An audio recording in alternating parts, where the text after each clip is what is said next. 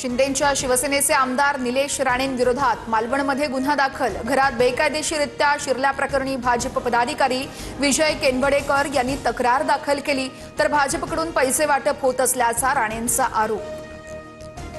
ज्यांच्या घरी पैसे सापडले ते मोकाट आहेत। रवींद्र चव्हाणांच्या मार्गदर्शनाखाली असे प्रकार सुरू आहेत। 10 गुन्हे दाखल झाले तरीही पैसे वाटप करणाऱ्यांना सोडणार नाही, आमदार निलेश राणेंचा इशारा।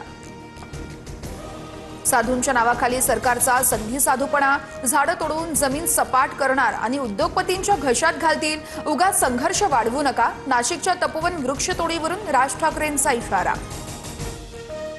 आमचे सगळे प्रकल्प पर्यावरणपूरक असतात, पर्यावरणाचा समतोल राखणं ही शासनाची भूमिका आहे। नाशिकच्या तपोवनमधील वृक्षतोडीवरती उपमुख्यमंत्री एकनाथ शिंदेंची प्रतिक्रिया। तपोवनची जागा शेकडो वर्षांपासून साधूग्रामसाठी आरक्षित आहे। फक्त रोपटी तोडणार, दुसरीकडे नवी झाडं लावायला 15,000 खड्डे खणतोय, मंत्री गिरीश महाजनांचं वक्तव्य। महाजनांसोबत दुश्मनी झाली तरीही हरकत नाहीये, पण तपोवनातील झाडं तोडून देणार नाही, अभिनेते सयाजी शिंदेंचा इशारा। तर साधूग्राम उभारण्यासाठी झाडांची कत्तल करण्याच्या निर्णयालाही विरोध। पवारांची राष्ट्रवादी आणि ठाकरेंची सेना काँग्रेसवर नाराज। विश्वासात न घेता स्वबळाची घोषणा केल्यानं नाराजी। चेनिथलांनी ठाकरेंना मुंबईत चर्चा करू असं कळवलं होतं, सूत्रांची माहिती।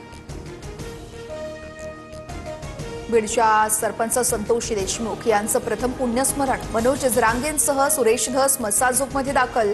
न्यायाच्या लढाईमध्ये सोबत असलेल्यांनी पुण्यस्मरणाला येण्याची धनंजय देशमुखांची विनंती। सर्व पुरावे असतानाही न्याय मिळण्यासाठी दिरंगाई का? आमचा निष्पाप माणूस क्रूरकर्मी लोकांनी मारलाय, आरोपींना लवकरात लवकर शिक्षा द्या, वैभवी देशमुख भावूक। बोरिवलीचे भाजप आमदार संजय उपाध्याय यांना जीवे मारण्याची धमकी। पत्रावर प्रेषक म्हणून संजय नावाच्या एका पत्रकाराचं नाव। उपाध्याय यांच्याकडून पोलिसांकडून तक्रार दाखल।